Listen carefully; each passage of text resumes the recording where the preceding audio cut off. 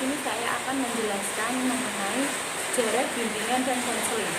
Pendidikan bimbingan dan konseling awalnya lahir di Indonesia itu karena keresahan para pendidik untuk mengantarkan bagaimana siswanya ke jurusan-jurusan yang diminatinya atau bakatnya.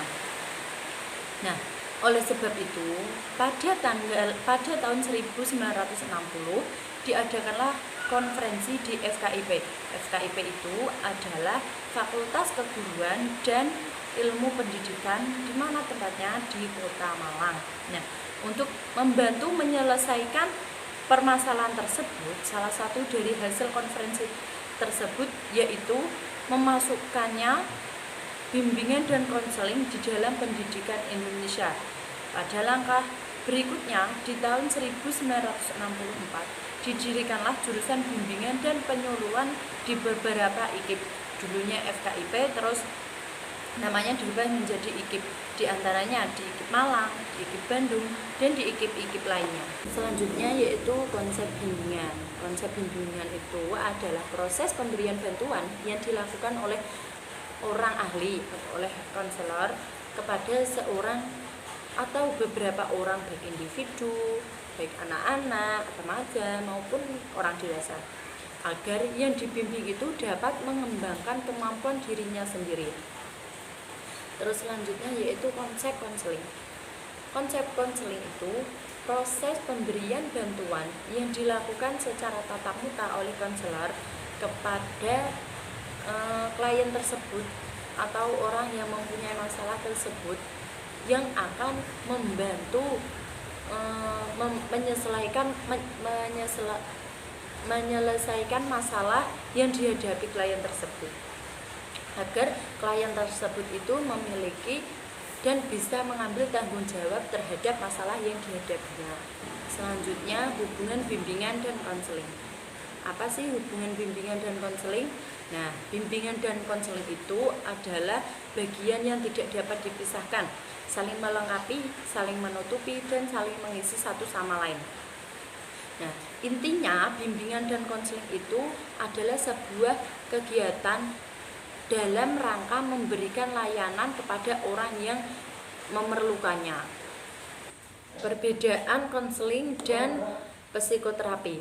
Kalau konseling itu menangani klien yang masalahnya itu kurang serius, contohnya jabatan, terus masalah pendidikan, masalah jabatan, itu nanti yang menanganinya adalah konseling. Kalau psikoterapi itu biasanya menangani pasien, terus gangguan yang serius, masalah kepribadian dan pengambilan keputusan. Lingkungan medis itu nanti yang menangani psikoterapi. Kalau konseling itu menangani yang kurang serius non medis. Selanjutnya yaitu fungsi bimbingan dan konseling. Apa saja sih fungsi bimbingan dan konseling? Yaitu ada yang pertama fungsi pengembangan, ada fungsi pemahaman, fungsi penyaluran, fungsi adaptasi, fungsi penyesuaian, fungsi perbaikan, fungsi penyembuhan, dan yang terakhir yaitu fungsi pemeliharaan. Selanjutnya landasan bimbingan dan konseling. Landasan bimbingan dan konseling itu ada 4. Ada landasan filosofis, ada landasan sosiologis, ada landasan psikologis, terus yang terakhir itu ada landasan religius. Nah, selanjutnya saya akan menjelaskan mengenai bimbingan dan konseling perkembangan di sekolah. Definisi BK di sekolah. Bimbingan dan konseling di sekolah secara umum itu bisa dimaknai sebagai proses pendampingan terhadap peserta didik. Nah, jangan sampai ya peserta didik itu sampai mengalami gangguan-gangguan atau permasalahan dalam belajar. Contohnya sampai stres atau sampai apa, itu jangan sampai. Itu fungsinya sebagai BK. Terus tujuan bimbingan dan konseling perkembangan.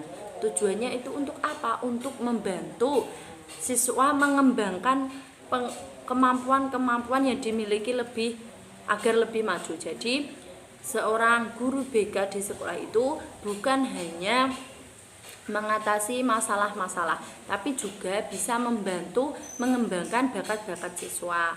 Contohnya, kadang ada siswa yang tidak tahu apa bakatnya. Nah, itu bisa konseling, bisa bertanya kepada gurunya, terus sharing-sharing. Nah, itu juga bisa. Karakteristik BK di sekolah salah satunya yaitu membina hubungan empati dan kepercayaan dengan siswa. Terus yang kedua, memberikan layanan penerimaan dengan berbasis solusi. Terus bisa menyediakan konseling individual atau kelompok juga bisa. Terus fungsi dan peran guru sebagai pembimbing. Nah, guru itu mempunyai peran sebagai pembimbing. Peran dan fungsinya apa? Salah satunya yaitu antara lain mampu mendidik, membimbing, mengajar, dan melatih. Itu fungsi dan peran guru sebagai pembimbing. Nah, keempat tadi itu tidak bisa terpisahkan.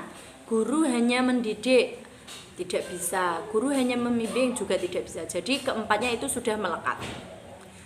Terus ada struktur program BK pengembangan. Struktur program bimbingan dan konseling perkembangan adalah sebuah kerangka atau rencana yang digunakan untuk mengorganisir semua aktivitas, metode, dan sumber daya yang diperlukan dalam memberikan bimbingan dan konseling perkembangan pada seseorang atau siswa. Terus evaluasi BK perkembangan. Evaluasi program merupakan prosedur yang digunakan untuk menentukan atau menggambarkan sejauh mana sih program bimbingan dan konseling yang direncanakan dengan baik oleh konselor. Terima kasih, itu yang dapat saya sampaikan. Kurang lebihnya saya mohon maaf. Assalamualaikum warahmatullahi wabarakatuh.